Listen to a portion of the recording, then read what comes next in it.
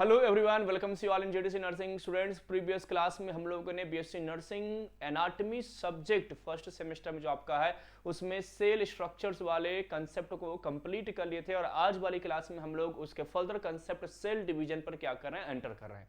Cell division का simple सा मतलब है कि सर एक्चुअली एक प्रोसेस है जिसमें सेल क्या होता है, डिवाइड होता है। और जब सेल डिवाइड होगा तो ऑब्वियस सी बात है नए डॉटर सेल का क्या होगा जी, फॉर्मेशन होगा। आप लोगों ने अर्लियर क्लासेस में कभी स्कूल लाइफ में या कॉलेज लाइफ में या हायर सेकेंडरी एजुकेशन में आप लोगों ने इन प्रोसेस को क्या क्या होगा, डिस्कस किया होगा। उन्हीं प्रोसेस को हमें यहाँ पर क्या करना है, फिर से देखना है, डिस्कस करना कि एक्चुअली हमारा सेल डिवाइड करता है, खासतौर से ह्यूमन बॉडी का जो सेल है वो कैसे डिवाइड करता है। तो सेल डिवीजन जहां पर एक पेरेंटल सेल नए डॉटर सेल बनाने के लिए क्या होते हैं, एक प्रोसेस प्रोसीड करते हैं, उसी को हम सेल डिवीजन कहते हैं। इसमें मैंने आपको ये भी कंसेप्ट क्लियर किया था कि या आप लोगों ने ये भी कंसेप्ट क्लियर किए होंगे कभी ना कभी कि सेल डिवीजन में two type of cell division होता है, एक इक्वेशनल होता है और एक रिडक्शनल सेल डिवीजन होता है। इक्वेशनल जहां पर माइटोसिस जिसको हम कहते हैं और इक्वेशनल रिडक्शनल आई थिंक जिसको हम मियोसिस कहा जाता है ना। तो इक्वेशनल क्या है और आपका रिडक्शनल क्या है, माइटोसिस क्या है, मियोसिस क्या है, कैसे सेल डिवीजन होते हैं।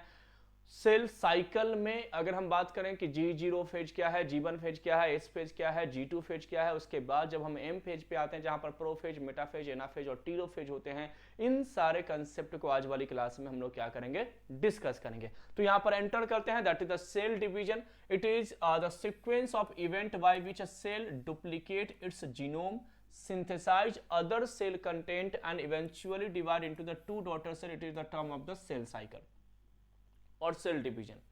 सिंपली क्या है स्टूडेंट कि एक सेल है जी और ये सेल आगे जाकर के दो नए डॉटर सेल का फॉर्मेशन करते हैं या नए डॉटर सेल बनते हैं, उसी को हम क्या कहते हैं, सेल डिवीजन कहते हैं। कि सर सेल क्या होता है, डिवाइड होकर के नई प्रोजनी नए डॉटर सेल का फॉर्मेशन करता है जो हमारी बॉडी में भी, जैसे मान के चले कि हमारी बॉडी में कहीं सेल डीजनरेट हो गया, कहीं सेल डिग्रेड हो गया, उसकी लाइफ स्पेन कंप्लीट हो गई, तो वहां पर उसको कंपनसेट करने के लिए, जैसे मान लो आपकी बॉडी क्या चीज की बनी हुई है, तो सर सेल की बनी हुई है। बहुत सारे सेल से आपकी बॉडी क्या है, हमारी बॉडी आपकी बॉडी है, बहुत सारे सेल से मिलकर के बने हैं। अब यहां पर मान कर चलिए कि सर कुछ ऐसे सेल हैं जो क्या हो गया, डिग्रेड हो गए। बीच का ये सेल है सर वो क्या हो गया, यहां पर डिग्रेड हो गया। तो उस केस में क्या होगा कि जो एडजेसेंट सेल है ये सब क्या करेंगे, सेल डिवीजन प्रोसेस के थ्रू यहां पर नए सेल का क्या करेंगे, फॉर्मेशन करेंगे। तो सेल डिवीजन से क्या होता है, कंपनसेशन भी होता है। एक तो कि सर जो भी सेल डिस्ट्रॉय हुआ है, डिग्रेड हुआ है किसी भी रीजन से, उसको कंपनसेट करना। साथ ही साथ में सेल डिवीजन का मेन पर्पस है कि नए डॉटर सेल का फॉर्मेशन करना, नए प्रोजनी का फॉर्मेशन करना, नए सेल का लाना। Duration of the cell cycle in the human is about 24 hours. ऐसा होता है कि लगभग ह्यूमन बींग्स में 24 आवर्स के अंदर में सेल साइकिल कंप्लीट होते हैं। सेल साइकिल का मतलब समझ में आ गया ना, एक सेल है जी, ये अलग अलग फेज से गुजरते हुए दो नए सेल का फॉर्मेशन कर दे, that is the cell cycle. Cycle का मतलब होता है अपने जैसा प्रोजनी तैयार करना। मेरी साइकिल क्या होगी, जब मैं अपना चाइल्ड प्रोड्यूस कर दूंगा, ये मेरी क्या हो गई, साइकिल हो गई। तो अपने जैसा चाइल्ड प्रोड्यूस करना, दैट इज द अपने जैसा प्रोजनी, अपने जैसा बॉडी ऑर्गेनाइज करना, दैट इज द साइकिल। इसी को हम क्या कहते हैं, साइकिल कहते हैं। तो सेल साइकिल का सिंपल मतलब है कि एक सेल से नए सेल का फॉर्मेशन होना। अब सेल साइकिल में क्या क्या है, तो सर सिंपल है कि सर रेस्टिंग फेज में जाता है जिसको हम G0 फेज कहते हैं, आगे मैं डिस्कस करूंगा। G1 फेज आता है, फिर G1 में ग्रोथ होता है, इस फेज में सिंथेटिक फेज जिसको कहते हैं जहां डीएनए अपना रेप्लिका तैयार करता है। देन G2 फेज आता है जहां पर ग्रोथ फर्दर होते हैं और उसके बाद M फेज आता है जहां पर आपको माइटोसिस और मियोसिस दो सेल डिवीजन होते हैं, प्रोफेज, मेटाफेज, एनाफेज, टीलोफेज। आप लोगों ने ऐसे प्रोसेस को डिस्कस किया होगा। तो सिंपली सर जो ड्यूरेशन है सेल साइकिल का आपकी ह्यूमन बॉडी में स्टूडेंट्स याद रखना है कि कितना है, 24 आवर्स है जी। Cell division is the process by which a cell split into two daughter cell. Cell division वो प्रोसेस है जिसके द्वारा एक सेल जो है वो स्प्लिट होता है, टूटता है और दो नए डॉटर सेल का क्या करता है, फॉर्मेशन करता है। माइटोसिस के केस में 2 डॉटर सेल बनते हैं, मियोसिस के केस में 4 डॉटर सेल बनते हैं। अब आता है सर सेल साइकिल। पहला प्रोसेस हमारी क्या है, सेल साइकिल। जैसा कि मैंने आपको बताया कि फ्रॉम बिगिनिंग टू एंड, यानी कि स्टार्टिंग से लेकर के अंत तक जो जो एक्टिविटीज होगा सेल के अंदर में, वही सेल साइकिल कहलाएगा स्टूडेंट। सिंपली अगर मैं बात करूं सेल साइकिल की, तो sir from beginning to end, यानी from beginning to till the death, ये भी हम कह सकते हैं कि स्टार्टिंग से लेकर के डेथ होने तक सेल क्या क्या एक्टिविटीज में पार्टिसिपेट करता है, यही एक्टिविटीज एक्चुअली सेल साइकिल कहलाता है, जो कि 24 आवर्स ड्यूरेशन है ह्यूमन बींग्स में, जहां पर 1 साइकिल क्या होता है, सेल का कंप्लीट होता है। तो we can use the term mother to parent cell for the cell that undergoes division and the daughter cell for the ones that are the result of this division. यानी हम simply क्या कहते हैं कि sir एक parental body है, एक parental cell है, एक मदर सेल है जो सेल डिवीजन में पार्टिसिपेट किया और डॉटर सेल का क्या किया, फॉर्मेशन किया। Before each daughter cell undergoes division, it must grow to the same size as its mother cell. We can distinguish two main phase in the life of a cell. Simply क्या कहा जा रहा है कि जब cell division हुआ, यानी जब मदर सेल से या पैरेंटल सेल से नए सेल का फॉर्मेशन हुआ, तो वो जो फॉर्मेशन हुआ वो डॉटर सेल का, उसकी साइज, उसकी शेप, उसका फंक्शन, ये सारे एक्टिविटीज क्या होते हैं उनके पेरेंटल, उनके मदर सेल से मैच करते हैं। और हम जब इसको हम डिफरेंशिएट करते हैं तो हमें दो स्टेज मिलता है, एक हमें मिलता है जी इंटरफेज और एक हमें मिलता है जी एम फेज। दो फेजेस आपको यहां पर दिखाई दे रहे होंगे, एक इंटरफेज और एक एम फेज। इंटरफेज में क्या होता है स्टूडेंट, इंटरफेज में ये होता है स्टूडेंट कि बेसिकली सेल रेस्टिंग कंडीशन में जाता है, सेल डिवाइड नहीं होता है। और एम फेज में जो मदर सेल होते हैं वो डिवाइड होते हैं। सिंपली देखें ना, नो डिवीजन पीरियड यानी ग्रोथ पीरियड। जैसे मान के चलो कि मुझे अपना प्रोजनी तैयार करना, मुझे चाइल्ड प्रोड्यूस करना, तो जब मेरा जन्म हुआ था तो क्या मैं उसी समय रिप्रोडक्शन प्रोसीड करता? बिल्कुल भी नहीं सर। अब जब तक हम प्यूबर्टी में नहीं आएंगे, जब तक हमारे अंदर मेल गैमेट्स नहीं बनेंगे, फीमेल के अंदर फीमेल गैमेट्स नहीं बनेंगे, तब तक वो अपना रिप्रोडक्शन, अपना चाइल्ड प्रोड्यूस नहीं कर सकते। तो हम 13, 14, 15 जो भी हमारा ईयर्स होता है प्यूबर्टी के पहले, जब हम बेसिकली गैमेट्स बनाने में कैपेबल होते हैं, उससे पहले का जो हमारा ईयर होता है स्टूडेंट, उसमें हम क्या करते हैं, ग्रोथ करते हैं। और ग्रोथ करने के बाद जब हमारे अंदर मेल और फीमेल गैमेट्स बनते हैं तो हम रिप्रोड्यूस होकर के अपनी चाइल्ड का फॉर्मेशन करते हैं। तो सेम कोई सेल की भी अगर बात की जाए तो सर सेल पहले क्या करेगा, ग्रोथ करेगा। सेल पहले क्या होगा, मैच्योर होगा, पहले ग्रोथ करेगा। जब ग्रोथ कंप्लीट हो जाएगा तब जाकर के सेल क्या होगा, अपने जैसा एक नए सेल यानी प्रोजनी बनाने के लिए, डॉटर सेल बनाने के लिए क्या करेगा, डिवाइड करेगा। तो सिंपली जिस फेज में, जिस समय कोई भी नए सेल ग्रोथ कर रहा होता है उसे हम इंटरफेज कहते हैं। इंटरफेज वो फेज होता है जब कोई भी सेल क्या होते हैं, ग्रोथ कर रहे होते हैं, उसको हम क्या कहते हैं, इंटरफेज कहते हैं। और एम फेज जिसको हम डिवाइडिंग फेज कहते हैं, यानी यहां पर आपको क्या होगा, तो सेल डिवाइड होगा, यानी सेल की ग्रोथ हो गई है, मैच्योर हो चुका है, अब सेल डिवाइड होगा, चाहे वो माइटोटिकली डिवाइड हो, चाहे वो मियोसिस डिवाइड हो, मियोटिकली डिवाइड हो, यानी माइटोसिस सेल डिवीजन करे या मियोसिस सेल डिवीजन करे। जब वो डिवाइड करना शुरू कर दिया, यानी नए सेल बनाना शुरू कर दिया, उसी को हम क्या कहते हैं स्टूडेंट, मियोसिस कहते हैं। तो उसको हम एम फेज कहते हैं, जहां पर माइटोसिस और मियोसिस दोनों आता है। तो सिंपली सेल साइकिल में दो फेज होते हैं, इंटरफेज और M phase. Interphase, M phase, समझ में आ गया। इंटरफेज का सिंपल मीनिंग्स क्या है कि वो फेज जहां पर सेल केवल ग्रोथ करता है, सेल डिवाइड नहीं करेगा, उसको इंटरफेज कहा जाएगा। और एम फेज वो फेज जहां पर आपका सेल क्या होता है जी तो सेल आपका डिवाइड होता है। तो दो फेज होते हैं, पहले ग्रोथ देन डिवीजन, पहले ग्रोथ देन डिवीजन। क्लियर। अब आते हैं सर, जब हम इंटरफेज में एंटर करते हैं, यानी सर जब हम इंटरफेज में एंटर करते हैं तो हमें क्या क्या चीजें देखने को मिलती है। बहुत इंपॉर्टेंट कंसेप्ट है। यानी जब कोई नए सेल बनते हैं तो क्या होता है जी, जैसे मान के चलो कि अभी अभी एक नई डॉटर सेल हमारी बॉडी में फॉर्मेशन हुआ, ठीक है ना। अब वो डॉटर सेल सबसे पहले क्या होगा, ग्रोथ यानी इंटरफेज में जाएगा। ग्रोथ मतलब क्या हुआ, एंटरफेज ना, ग्रोथ का मतलब क्या हुआ, इंटरफेज हुआ, यानी सेल कहां पर जाएगा, तो इंटरफेज में जाएगा। इंटरफेज में भी ना अलग अलग फेज आप लोगों ने पढ़ा होगा, G1 फेज, एस फेज और G2 फेज। ये तीन फेज होते हैं, इंटरफेज का पार्ट होता है। G0 फेज को हम रेस्टिंग फेज कहते हैं, जहां पर कोई डिवीजन नहीं होती है, सेल रेस्टिंग मोड में चला जाता है, वो फर्दर डिवाइड नहीं होना चाहता है, उसको G0 फेज कहा जाता है, जो मैं फर्दर आपको डिस्कस करूंगा। फिलहाल इंटरफेज में, यानी सर एक नया सेल बना, सपोज दैट स्टूडेंट कि यहां पर एक नई बिगिनिंग हुई, एक नए सेल की, बिल्कुल छोटा सा एक नया सा सेल बना।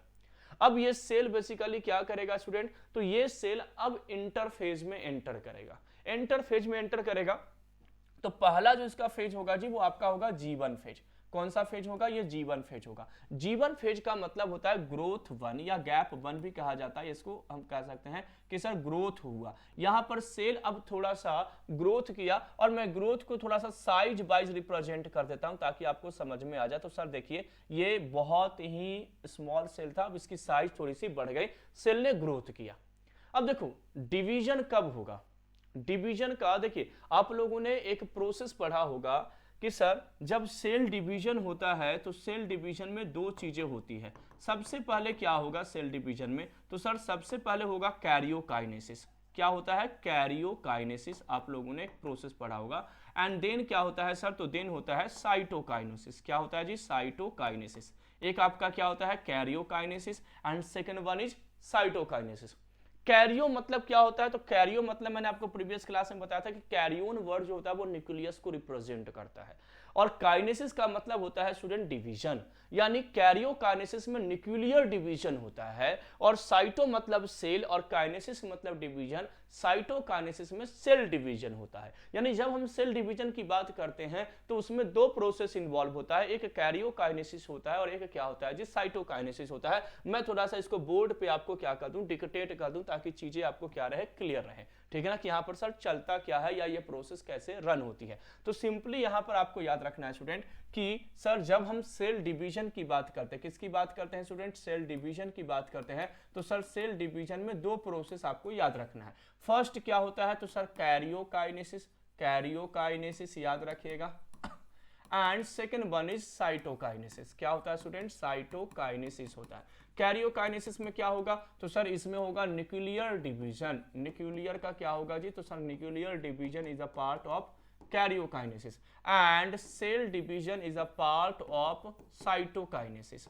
क्लियर हो गया। तो सर सेल डिवीजन और न्यूक्लियर डिवीजन, ये दो तरह के आपको डिवीजन यहां पर देखने को मिलेंगे। अब सुनिए होता क्या है स्टूडेंट्स, यहां पर पॉइंट क्या होता है।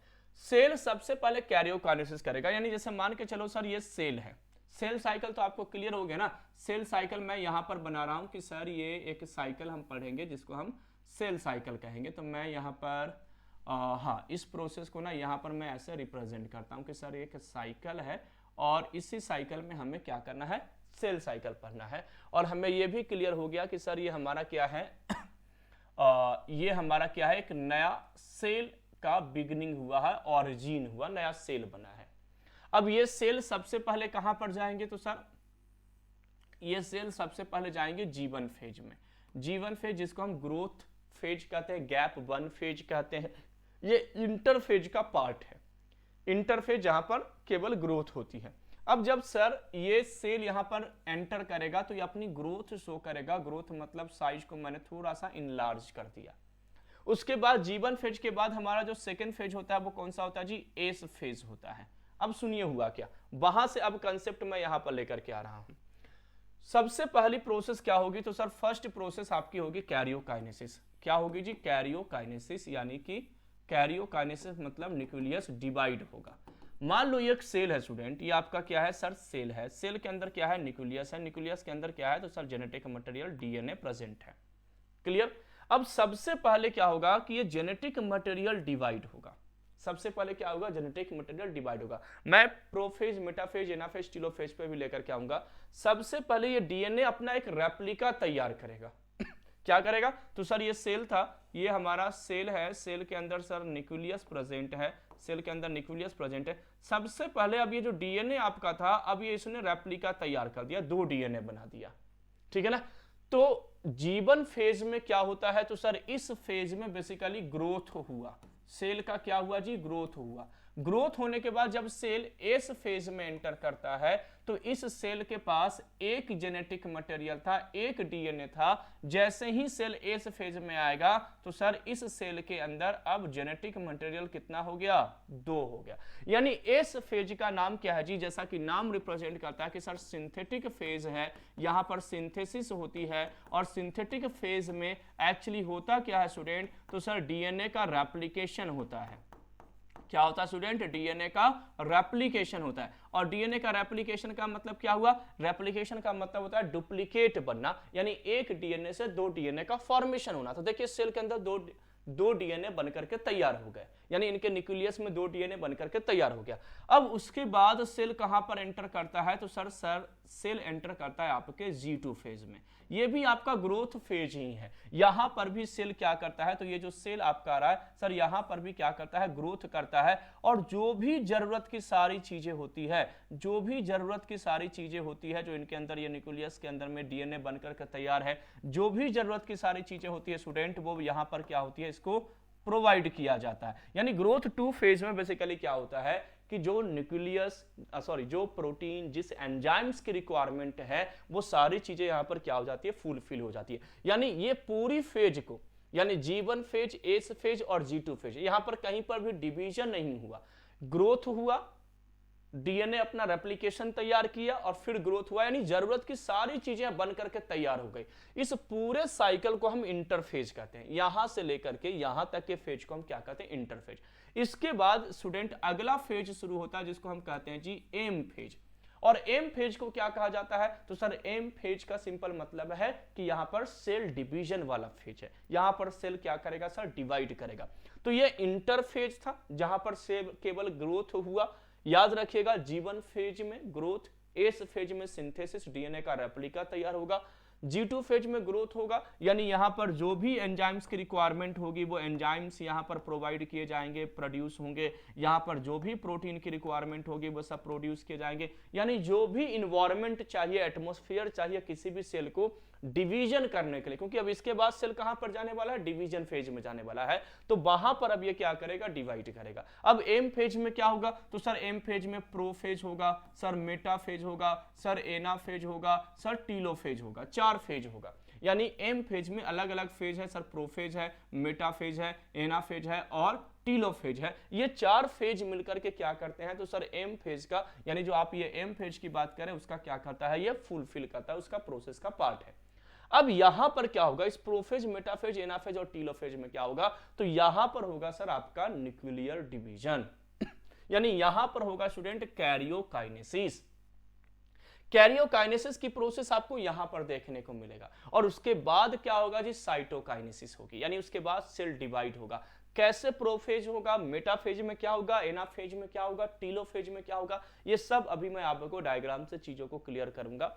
इसके बाद अगर कोई सेल चाहे रेस्टिंग फेज में जाना, अदरवाइज अगर सेल रेस्टिंग फेज में नहीं जाएगा तो ये सेल क्या होगा? यहां पर डिवाइड होकर के माइटोसिस सेल डिवीजन है तो 2 डॉटर सेल का फॉर्मेशन करेगा, मियोसिस सेल डिवीजन है तो 4 डॉटर सेल का फॉर्मेशन हो जाएगा। ठीक है ना? तो यहां पर सेल डिवाइड होगा। अगर सेल चाहे रेस्टिंग फेज में जाना, यानी फर्दर अगर सेल डिवाइड नहीं करना चाहे तो सेल G0 फेज में क्या हो सकता है स्टूडेंट? एंटर कर सकता है, वो एंट्री यहां पर हो सकती है। ये आपका पूरा प्रोसेस हुआ इन शॉर्ट फॉर्म में कि सर सेल साइकिल क्या होता है। तो एंटर फेज और एम फेज दोनों मिलकर के सेल साइकिल होते हैं। एंटर फेज में G1 फेज है, एस फेज है, G2 फेज है और एम फेज में prophase, metaphase, anaphase, telophase. M phase में 2 प्रोसेस होता है, एम फेज में 2 प्रोसेस होता है, कैरियोकाइनेसिस होती है और साइटोकाइनेसिस। क्योंकि देखिए cell division is the part of M phase. Cell division कब होता है? तो सर एम फेज को हम सेल डिवीजन करें, और सेल डिवीजन कब होगा? कैरियोकाइनेसिस के थ्रू और साइटोकाइनेसिस के थ्रू। यानी जब हम एम फेज में आएंगे तब जाकर के हमें सर कैरियोकाइनेसिस और साइटोकाइनेसिस 2 प्रोसेस को क्या करना होगा स्टूडेंट? डिस्कस करना होगा। आई होप आपको ये प्रोसेस समझ में आया होगा। अब इन्हीं का थ्योरी वाला पार्ट देख लेते हैं कि सर सेल साइकिल क्या होता है। उसके बाद हम इनके टाइप्स में एंटर करेंगे कि सर कितने टाइप्स के होते हैं, यानी माइटोसिस और मियोसिस क्या होता है। उन पॉइंट्स को स्टूडेंट्स हम लोग क्या करेंगे? डिस्कस करेंगे। क्लियर? तो देखिए यहां पर मैंने आपको बता दिया, पहले फेज पे आते हैं सेल साइकिल का।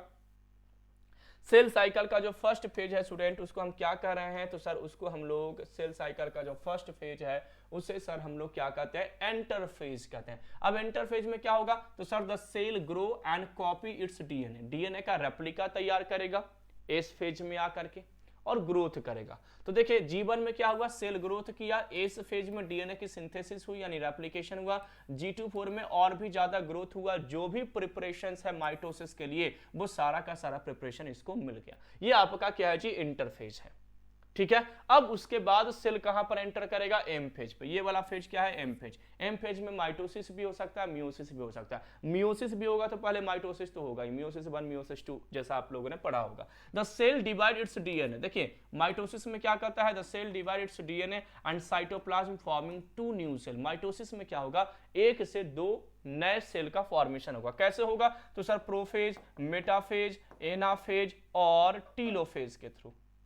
क्लियर? अब आता है एक छोटा सा phase, that is the G0 phase, resting state where the cell perform its function and it not preparing to divide. वो स्टेज जब सेल अपना फंक्शन प्रोसेस शो कर रहा है लेकिन वो डिवीजन में इंटरेस्टेड नहीं है, सेल डिवीजन में पार्टिसिपेट नहीं कर रहा है, तो उस फेज में सेल को हम क्या कहेंगे कि सेल कौन से फेज में है? G0 फेज में है।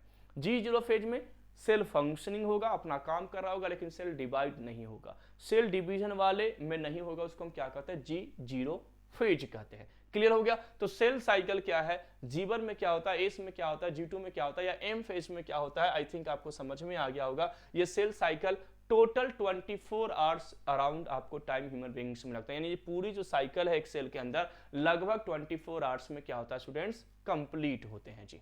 अब आते हैं एक एक फेज को, यानी जो सेल साइकिल का जो फेज है उनको थोड़ा सा डिटेल में डिस्कस करते हैं, ताकि आपके सेमेस्टर, आपके यूनिवर्सिटी लेवल एग्जामिनेशंस में हेल्प मिले, आपको थियरी मिल जाए कि क्या क्या लिखना है, कहां से लिखना है, कंटेंट मिल जाए। तो interphase that is the non dividing periods, इसको नॉन डिवाइडिंग पीरियड्स कहा जाता है student. Interphase is the metabolically active stage and is a period of intense synthesis and growth. यहां पर बेसिकली क्या होता है, इंटरफेज में सिंथेसिस होता है डीएनए का और ग्रोथ होता है, सेल अपना ग्रोथ करता है और सिंथेसिस करता है डीएनए का। It is a interval between the two successive cell division, एक सेल डिवीजन और दूसरे सेल डिवीजन के बीच का जो गैप होता है जहां पर ग्रोथ कर रहा होता है उसको हम क्या कहते हैं, इंटरवल ही तो कहेंगे। जैसे मान के चले कि मेरे मॉम डैड ने रिप्रोडक्शन करके मुझे प्रोड्यूस किया, अब उसके बाद मैं ग्रोथ कर रहा हूं और मैंने अपना चाइल्ड प्रोड्यूस किया, तो मेरे चाइल्ड और मॉम डैड के चाइल्ड के बीच में मेरी ग्रोथ आ गई, मैं क्या कर रहा था, ग्रोथ कर रहा था। तो ये हमारा क्या हुआ, इंटरमीडिएट हो गया हमारे मॉम डैड और हमारे चाइल्ड के बीच में।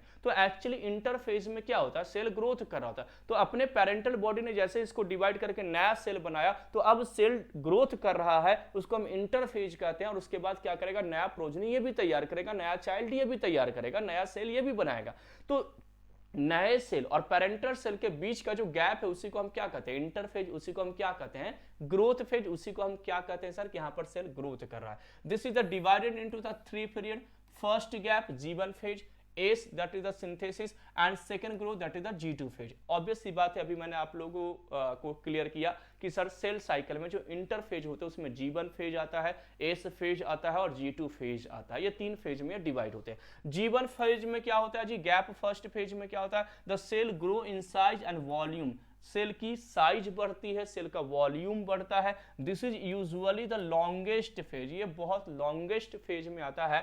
Sometimes cell do not continue round the cell cycle but enter a resting phase. Sometimes क्या होता है कि सेल G1 फेज में ना एंटर करके रेस्टिंग फेज में चला जाता है, जिसको हम G0 फेज कहते हैं। Despite being called the resting phase, cell at this stage are highly active carrying out their specific function। अब हमें क्या लगता है कि सर सेल G0 फेज में चला गया है, रेस्टिंग फेज जिसको कहते हैं, तो सेल रेस्ट कर रहा होगा, कोई काम नहीं कर रहा होगा। लेकिन ये ऐसा नहीं है, नाम रेस्टिंग फेज जरूर है, सेल G0 फेज में जरूर एंटर किया है, लेकिन इस समय सेल हाईली एक्टिव होता है स्टूडेंट, बहुत ज्यादा एक्टिव होता है। अपना फंक्शन यानी जिस भी पर्पस के लिए सेल जाना जाता है वो पर्पस को स्टूडेंट्स ये क्या करता है, फुलफिल करता है, यानी हाईली एक्टिव होते हैं इस कंडीशंस में। ये आपको पॉइंट याद रखना है किस फेज में, जब हम बात करते हैं जी फर्स्ट गैप फेज को, ठीक है ना। द सेल में stay G0 phase permanently, cell G0 phase में परमानेंटली रह सकता है, यानी जरूरी नहीं है कि सेल कुछ टाइम के लिए जाए, but several cell types can be stimulate to reenter the cell cycle and start dividing again if need. अब मान के चले कोई नया सेल बना, सेल कहां चला गया, G0 फेज में, रेस्टिंग फेज में, यानी सेल कह रहा है कि मैं डिवाइड नहीं करूंगा। रेस्टिंग फेज का मतलब ये नहीं कि मैं आराम करूंगा, मैं काम नहीं करूंगा, नहीं, मैं काम करूंगा। जिस भी पर्पस के लिए आपने बनाया है, जिस भी पर्पस के लिए वो सेल रिस्पॉन्सिबल है, वो सेल अपना काम करेगा, लेकिन डिवाइड नहीं करेगा, सेल डिवीजन में पार्टिसिपेट नहीं करेगा, उसको G0 फेज कहते हैं। तो क्या यहां पर बोला गया कि समटाइम्स क्या होता है, बहुत सारे ऐसे सेल होते हैं जो परमानेंटली G0 फेज में रहना चाहते हैं, वो कहते हैं यार मैं बस काम करूंगा, मैं सेल डिवाइड नहीं करूंगा। लेकिन अगर बॉडी को नीड है, अगर बॉडी को जरूरत है, अगर वहां पर नए सेल बनाने की जरूरत है, तो वो जो G0 फेज में सेल एंटर किया है वो G0 फेज से बाहर निकलेगा और वो कहां पर जाएगा, G1 फेज में जाएगा, देन S फेज में जाएगा, G2 में जाएगा और उसके बाद M फेज में जाएगा। तो सिंपली आपको याद रखना है कि सर जब सेल G0 फेज में जाता है, जब सेल रेस्टिंग मोड में जाता है, तो इसका मतलब सिंपली यह है कि सर सेल फंक्शनिंग होता है, सेल हाईली एक्टिव होता है, सेल अपने स्पेसिफिक फंक्शन के लिए रिस्पॉन्सिबल होता है, but they don't enter in cell division, ये they don't participated in cell division. वो जो सेल होता है जो G0 फेज में होता है वो सेल डिवीजन में पार्टिसिपेट नहीं करता है। अगर G0 फेज में कोई सेल एंटर किया है और वो अगर पार्टिसिपेट करना चाहता है सेल डिवीजन में, तो उस केस में उसको G0 फेज से स्टूडेंट कहां पर एंटर करना पड़ेगा, तो सर उसको वापस से G1 फेज में एंटर करना पड़ेगा। उसके बाद फर्दर वही ग्रोथ करेगा, देन वो सेल क्या करेगा, सिंथेटिक यानी कि डीएनए का रेप्लिकेशन तैयार करेगा, देन फर्दर ग्रोथ करेगा और उसके बाद वो M फेज में एंटर करेगा, जहां पर माइटोटिकली और म्यूटिकली सेल क्या होगा, डिवाइड होगा जी। क्लियर हो गया। चलिए, तो यहां पर ये एक पॉइंट था जो G0 फेज को क्लियर करता है। हमें ऐसा लगता है या ऐसा हम सुनने में ऐसा फील होता है कि सर रेस्टिंग का मतलब है सेल अपना काम नहीं करेगा, जो कि बिल्कुल गलत कंसेप्ट है। रेस्टिंग का मतलब है केवल सेल डिवीजन में सेल पार्टिसिपेट नहीं करेगा, बाकी सारी एक्टिविटीज में सेल क्या करेगा, पार्टिसिपेट करेगा, सारे स्पेसिफिक फंक्शन को वो क्या करेगा जी, प्रोसीड करेगा। नेक्स्ट आते हैं second, that is the S phase. Second phase आपका क्या है, तो सर एस फेज है आपका, यानी कि जिसको हम सिंथेटिक फेज के नाम से जानते हैं। अभी जस्ट मैंने क्लियर किया कि जो हमारा डीएनए है, डीएनए का रेप्लिकेशन तैयार होना है, एक डीएनए से दो डीएनए का फॉर्मेशन होना। क्योंकि सर देखिए, अगर नया सेल बनाना है तो आपको जेनेटिक इंफॉर्मेशन चाहिए, जेनेटिक मटेरियल चाहिए। जेनेटिक मटेरियल कब बनेगा, जब डीएनए दो डीएनए में कन्वर्ट होगा। जब तक दो डीएनए नहीं बनेंगे तब तक जेनेटिक मटेरियल, जब तक दो नहीं बनेगा तब तक सेल नहीं बन सकता, क्योंकि नए सेल का सारा इंफॉर्मेशन किसके पास होगा, डीएनए के पास होगा। तो इस फेज में यही काम होता है। The chromosomes replicate forming two identical copies of DNA. एक डीएनए से दो डीएनए। आप लोगों ने पढ़ा होगा कि सर ये डीएनए है और डीएनए का जब रेप्लिकेशन तैयार होता है तो ये इस टाइप से बॉन्ड बनते हैं, ये दो अलग अलग लीनियर चेन बनते हैं। अब इस पे एक स्टैंड बन गया, इस पे एक स्टैंड बन गया और ये आपका दो नया डीएनए बन गया। यहां से क्या हो गया, दो डीएनए बन गए। इसलिए डीएनए को क्या बोला जाता है कि एक स्टैंड ऊपर वाला है और एक स्टैंड नीचे वाला है, सेमी कंजर्वेटिव नेचर का होता है। यानी आधी प्रॉपर्टी इसमें, आधी प्रॉपर्टी इसमें है, आधी प्रॉपर्टी आपको नई नई दोनों में मिलेगी। Therefore following the S phase the cell now has 92 chromosome. देखिए, एक सेल के पास कितना होता है, 46 क्रोमोसोम होता है, 23 पेयर्स में होते हैं। पेयर्स मतलब आपने डबल स्टैंड पढ़ा होगा, ठीक है ना। वन सेल के अंदर में 46 क्रोमोसोम होते हैं।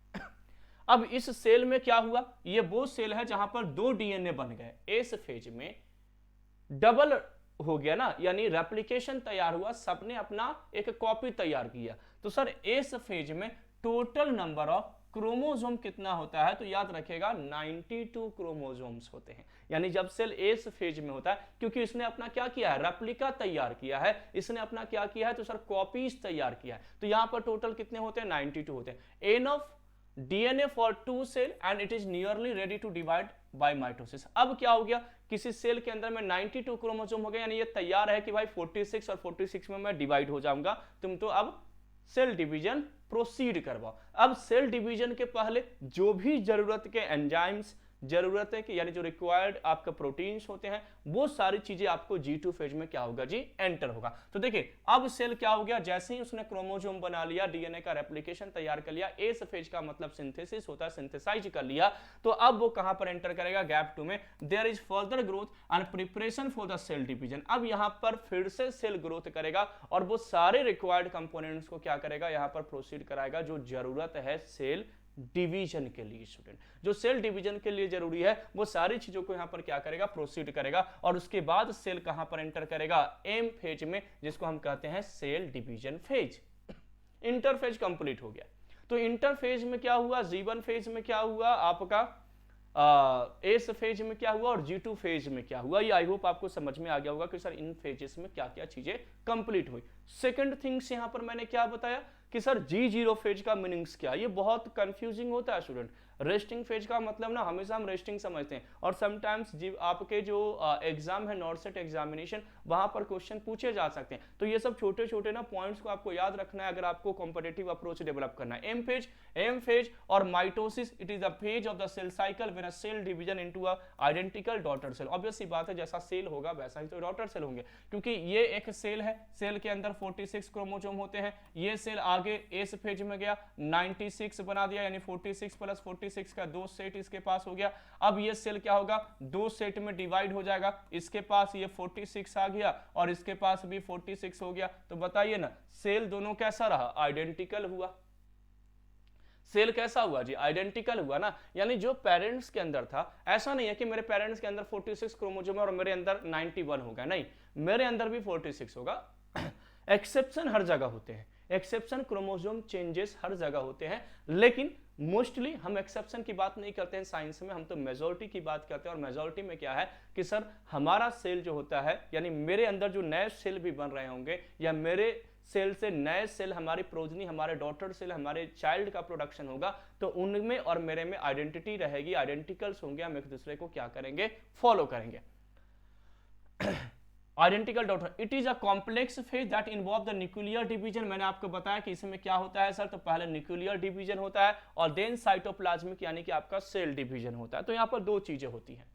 जब हम एम फेज में सेल एंटर करता है तो पहले न्यूक्लियर यानी पहले न्यूक्लियस डिवाइड होगा, और न्यूक्लियस डिवाइड होगा उसके बाद क्या होगा जी, सेल डिवाइड होगा। सिंपली आप समझिए इस प्रोसेस को, मैं यहीं पर क्लियर कर देता हूं कि सर सिंपली यहां पर क्या होता है एम फेज में, या न्यूक्लियर डिवीजन होने की जरूरत क्यों हुई, ये मैं अभी आपको क्लियर कर देता हूं। छोटा सा कंसेप्ट है, जैसे मान लो कि सर एक सेल है इसके अंदर एक न्यूक्लियस है। अब क्या हुआ सर, ये डिवीजन में गया तो ये एक सेल है, सेल के अंदर अब दो न्यूक्लियस हो गया, ये दो न्यूक्लियस हो गया, ये क्या हो गया, सेल के अंदर दो न्यूक्लियस। अब क्या होगा, तो सर अब ये सेल डिवाइड होगा क्योंकि इसके अंदर दो न्यूक्लियस हो गए, तो देखिए अब एक न्यूक्लियस ये, एक न्यूक्लियस ये, और फर्दर अब यहाँ पर क्या होगा, दो नए सेल का फॉर्मेशन होगा, दोनों के अंदर दो न्यूक्लियस हो गए। तो सबसे पहले जब सेल डिवीजन हुआ स्टूडेंट, तो सेल डिवीजन हुआ तो फर्स्ट क्या हुआ, तो सर ये जो न्यूक्लियस है यानी सेल के अंदर जो न्यूक्लियस प्रेजेंट है, ऑब्वियस यूकैरियोटिक बॉडी में प्रेजेंट होता है, सबसे पहले इस न्यूक्लियस का क्या हुआ, तो सर यहाँ पर न्यूक्लियस का डिवीजन हुआ। न्यूक्लियस का क्या हुआ सर, डिवीजन हुआ। और जब न्यूक्लियस डिवाइड होगा तो अब देखिए यहाँ पर अब ये सेल डिवाइड होना शुरू हुआ, यानी ये साइटोप्लाज्म डिवाइड होना शुरू हुआ और फर्दर डिवाइड हो गया। यानी उसके बाद क्या हुआ, यानी न्यूक्लियस डिवाइड होने के बाद साइटोप्लाज्म क्या हुआ, डिवाइड हुआ। न्यूक्लियस का डिवाइड होना that is the karyokinesis. Nucleus का डिवाइड होना, मैंने आपको क्या बताया कि सर इसको कैरियोकाइनेसिस कहते हैं, और सेल का डिवाइड होना दैट इज द साइटोकाइनेसिस, इसे हम क्या कहते हैं, साइटोकाइनेसिस कहते हैं। तो ये आपका पॉइंट है जो याद रखेगा। The cell separate its DNA into two sets and divide into cytoplasm and forming two new cell. अब इसके अंदर कितना था, तो सर पहले 46 क्रोमोसोम था, इसके अंदर 46 क्रोमोसोम था। अब 46 का दो सेट बन चुका है एस फेज में। अब यहां पर 46 चला गया, इसमें 46 है। अब इस सेल में देखिए कितना बचेगा, 46, इसमें भी कितना हो गया, 46। यही तो पॉइंट कर रहा है कि यहां पर जो डीएनए है वो सेपरेट हो चुका है, दो डीएनए में कन्वर्ट हो चुका है, क्योंकि एस फेज में, सिंथेटिक फेज में रेप्लिका तैयार हो चुका है। क्लियर हो गया। तो सर क्या होता है सेल डिवीजन, साइटोकाइनेसिस क्या है, कैरियोकाइनेसिस क्या है, ये पॉइंट्स आपको आई होप समझ में आ गया होगा, आपको क्लियर हो गया होगा। अब आते हैं sir type of cell division. अब हम लोग कहां पर आते हैं, टाइप ऑफ सेल डिवीजन। अब आपने पढ़ा होगा कि sir cell division two types के होते हैं, एक माइटोसिस सेल डिवीजन होता है और एक मियोसिस सेल डिवीजन होता है। माइटोसिस सेल डिवीजन जिसको हम इक्वेशनल डिवीजन भी कहते हैं स्टूडेंट, और मियोसिस सेल डिवीजन जिसको रिडक्शनल डिवीजन के नाम से भी जाना जाता है। इक्वेशनल का मतलब क्या है, जैसे मान के चलो मुझे अपना चाइल्ड बनाना है मुझे अपना चाइल्ड बनाना है, गैमीट्स तैयार करने हैं। मैं एक छोटा सा एग्जांपल देता हूं और आपको चीजें ना क्लियर हो जाएगी। बस उसके बाद मैं अभी बाइंड अप करूंगा, अगले क्लास में फिर आपको इसको समझाऊंगा चीजों को कि माइटोसिस कैसा होता है या मियोसिस कैसे होते हैं। बस एक छोटा सा कंसेप्ट कि सर मान के चलिए कि एक मेल गैमीट्स है, ये क्या है, तो सर ये हमारा मेल गैमीट है, यानी स्पर्म सेल है, ये आपके मेल गैमीट है।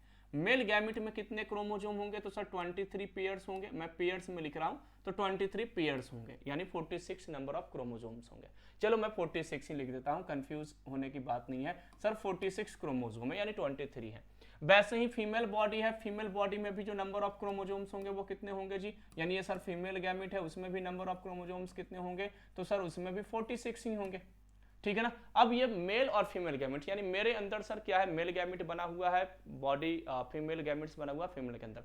जब मेल और फीमेल गैमेट्स बनते हैं, यानी मान लो ये सेल है, ये आगे जाकर के गैमेट्स बनाएगा, तो जब ये गैमेट्स का फॉर्मेशन होता है, जब ये आपका एक नॉर्मल सेल है, ये एक नॉर्मल सेल है जिसके अंदर क्या है सर, तो सर 46 क्रोमोसोम है। जब ये सेल गैमेट्स बनाएगा, मेल गैमेट्स बनाएगा, तो जब ये मेल गैमेट्स बनाएगा तो इसमें होगा सर रिडक्शनल डिवीजन। कैसा डिवीजन होगा, रिडक्शनल। रिडक्शनल का मतलब होता है स्टूडेंट रिड्यूस होना, कम होना। यानी सर जब मेल और फीमेल दोनों जब दो नए गैमिट्स बनाएंगे, यानी कि सर ये मेल गैमिट बन रहा है, हमारी बॉडी में रिप्रोडक्टिव सेल है जो मेल गैमिट बना, फीमेल की बॉडी में भी जो रिप्रोडक्टिव सेल है वो फीमेल गैमिट बनाया, तो जब ये दोनों गैमिट्स बनते हैं स्टूडेंट तो यहाँ पर इक्वेशनल डिवीजन नहीं होना चाहिए। कैसा होता है? रिडक्शनल होता है। मैं दोनों केसेस आपको समझा देता हूँ कि सर अगर इक्वेशनल हुआ तो क्या हुआ। मान लीजिए ये हमारा सेल है जी, सेल में 46 क्रोमोसोम है सर, सेल कहां पर गया? तो सर इक्वेशनल डिवीजन में। कहां पर गया? Equational division.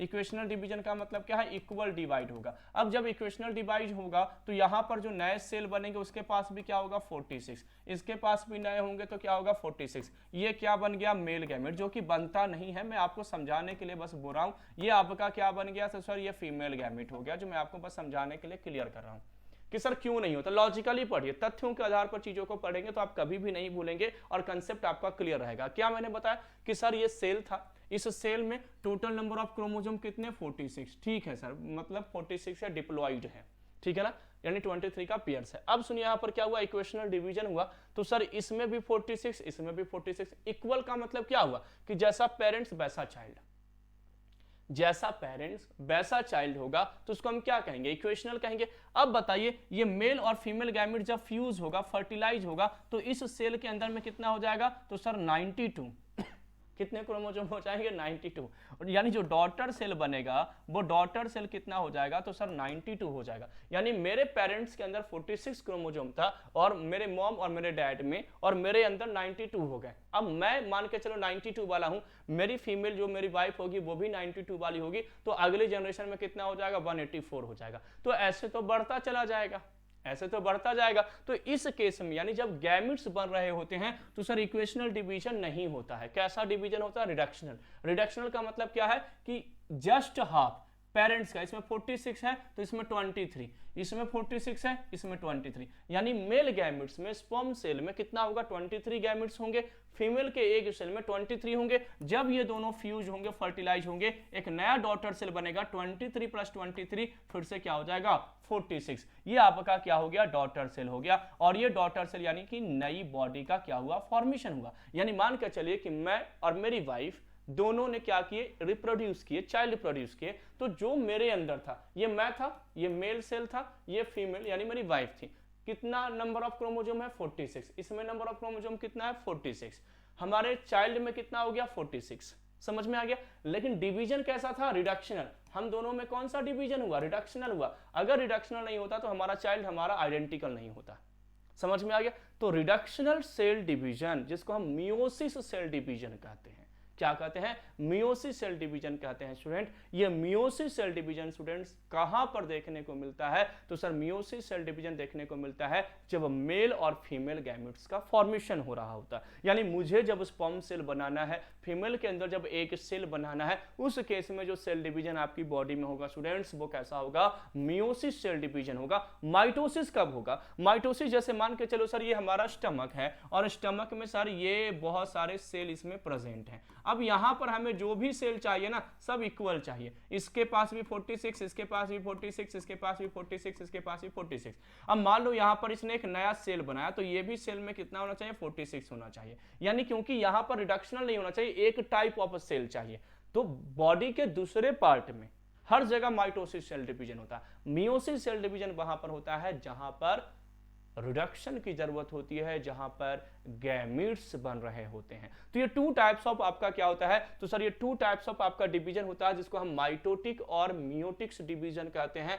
Cell division two types का होता है स्टूडेंट, माइटोसिस एंड मियोसिस। अगर आप पॉइंट को यहां पर डिस्कस करेंगे तो आपको समझ में आएगा कि mitosis means a process of cell duplication और reproduction during which one cell gives rise to two genetically identical daughter cell. Genetically identical है यानी सर ये क्या है? इक्वेशनल है। क्वेश्चन डायरेक्ट पूछा जाता है कि which one is the equational cell division. तो आपको याद रखना है कि इक्वेशनल सेल डिवीजन क्या है? माइटोसिस है जिसमें एक पेरेंट दो डॉटर सेल का फॉर्मेशन करता है। माइटोसिस में दो डॉटर सेल बनते हैं जी।